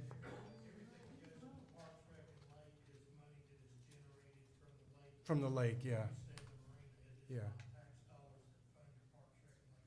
Right. So there's no tax money going to that. They just reorganized and reprioritized what they were doing, okay? No, listen.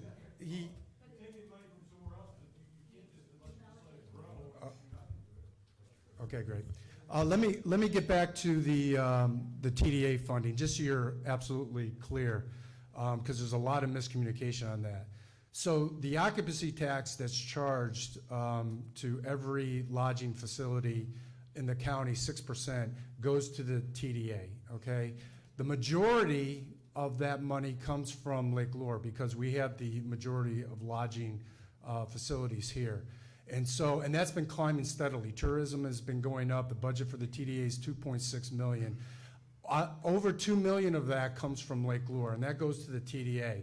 What comes back to us is about $400K that we have to match, okay? So it's not like these people are getting the occupancy tax that's coming back to Lake Lure. We do get some benefit from the TDA, but it's a fraction of what's actually being coming out.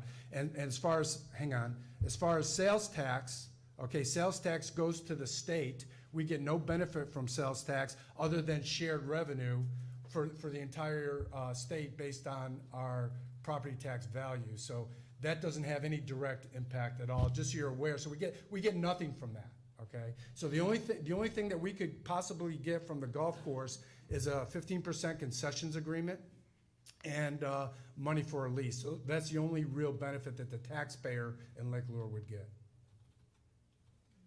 Anything else? Go ahead.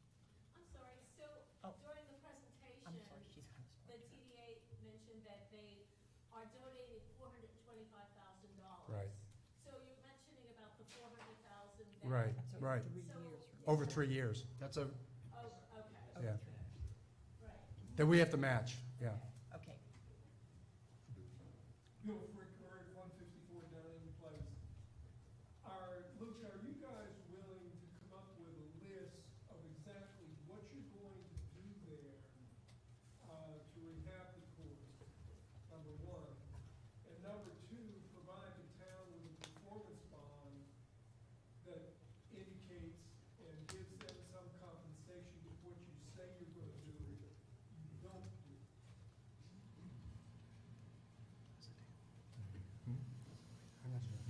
Could you repeat the first question? Sorry, I was trying to figure out what a performance bond was. You have a whole bunch of things you're going to do there. I'm saying, are you willing to put together a list in writing of what you're going to do and commit to do, and then provide some type of a performance bond that those things in fact get done? So we have put together that list.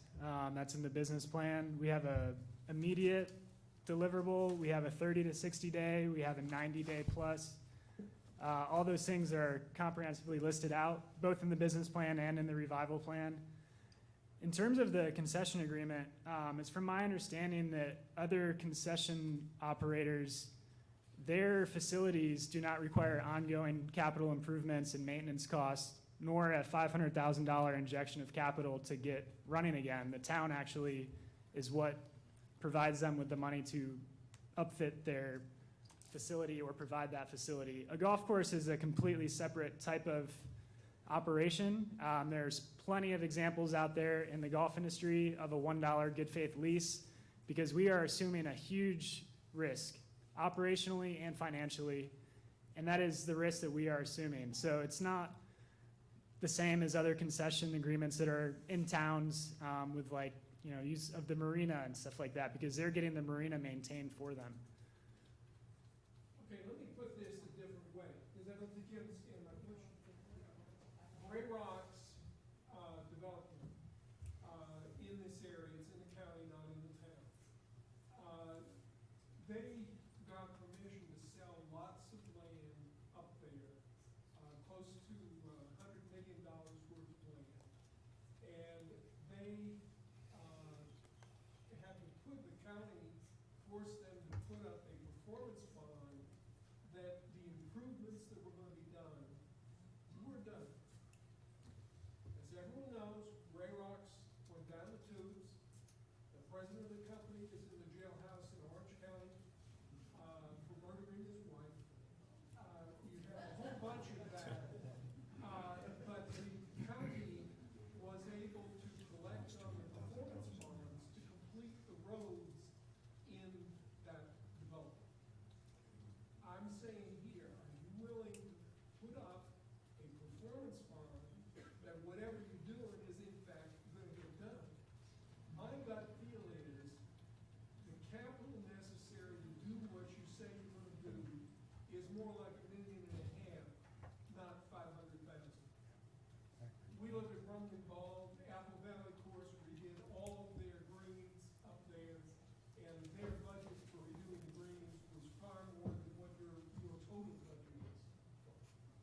And I just don't think it can be done for $500,000. Whether you've got other investors to do it, I have no idea.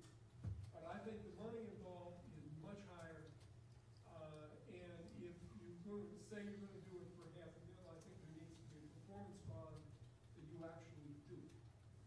We do have experts that say otherwise, and have scoped it out for us. And we did address 18 holes versus 9 holes is completely different, and the type of installation we're doing is different than Championship Bermuda.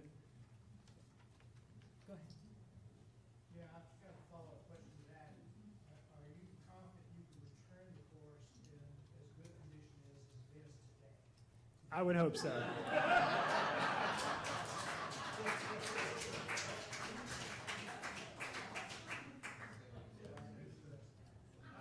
want to take this opportunity to thank the mayor and council for this opportunity. I think this is something the chamber has been wanting to see.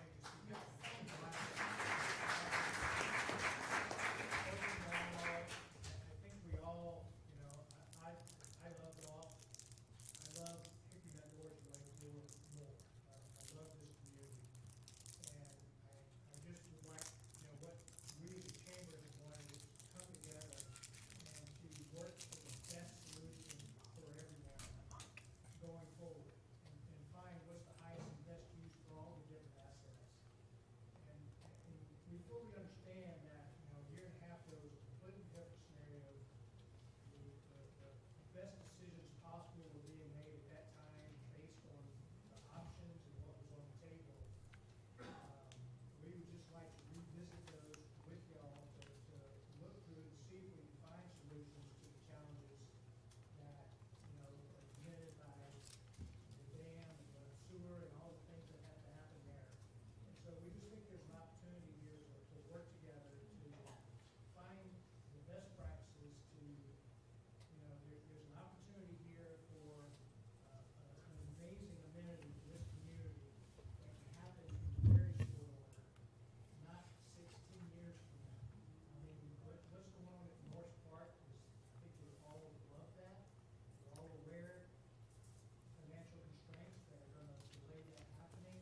But you got an outside firm here that's ready to come in now with financial backing. In worst case scenario, I think we're all confident that we'll leave it in better condition than it's in today. Again, thank you for this opportunity, really appreciate it. Thank you. So, I'd like to say one thing to that, and I'm just speaking for me, nobody else. I personally can't endorse anything that doesn't have a business plan presented to me, and that has not happened yet.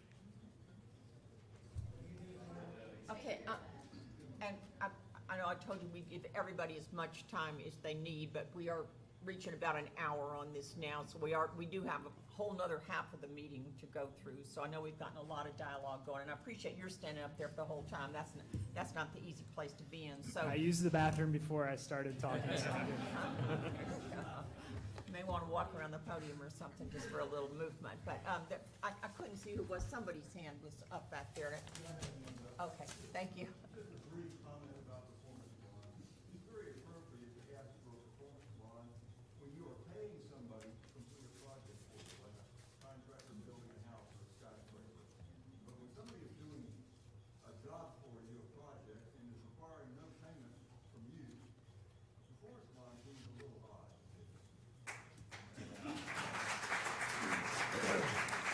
I will say that this would be a private and public partnership.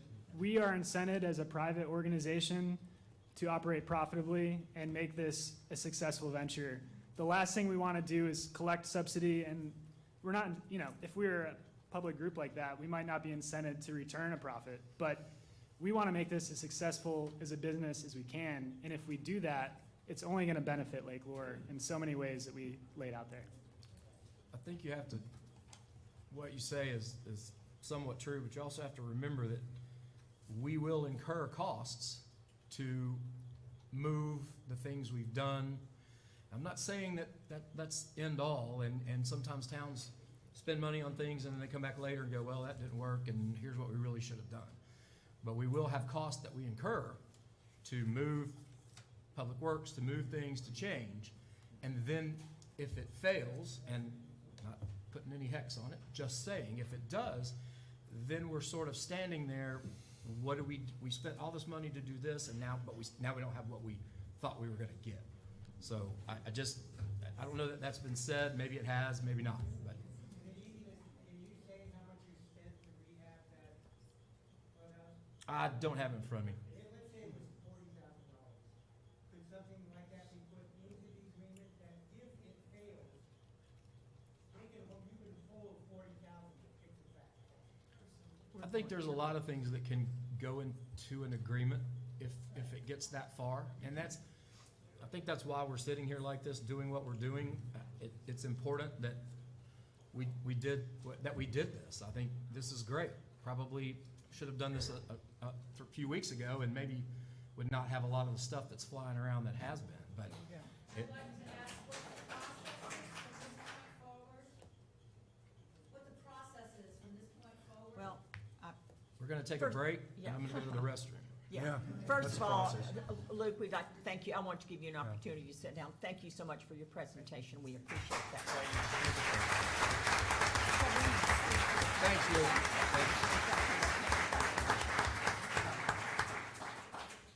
So I think it's important to reflect on what Mr. Perkins' presentation was on master planning for the green space. So, you know, the one thing I think that was not mentioned, you say, well, the golf course couldn't be in as worse condition as it is now. Let's say, God forbid, that they should fail at what they're doing. But one of the things that you would have to consider is the opportunities that were lost for the green space to be used for things that other people in the community would like for it to be used for. And that was the reason that Mr. Perkins developed that whole process, so that we are considering what the whole community would like for to be done. So when you ask what's the next part of the process, you know, we begin, clearly, there's not gonna be any vote tonight, and I know that nobody expected that. This was an opportunity for a presentation to be done. There's more information on this particular proposal that needs to be made from questions that the commissioners have asked, more in-depth information that's not been available. So that's where we are with it, and I don't mean to be vague, but that really reflects back upon the way we want our town to move forward in all things, is that everybody in the community is considered and what their needs are and what their desire is for the use of any land that we have in Lake Lure that the government owns. So thank you all for coming. I know you only came, I wish I could say that you came because you just wanted to come to a town council meeting, but I've been to too many of them to realize that this many people ever turned up unless they were so incredibly engagé about this particular topic. So we thank you, Joe. We appreciate your input. I think we are going to, at this time, take a 5-minute break. I'm sure everybody's exhausted from sitting. Poor Luke probably needs more than just a cup of coffee. But there is coffee and over there. We'll take a 5-minute break and then we'll continue on with the next item on our agenda. We'll stay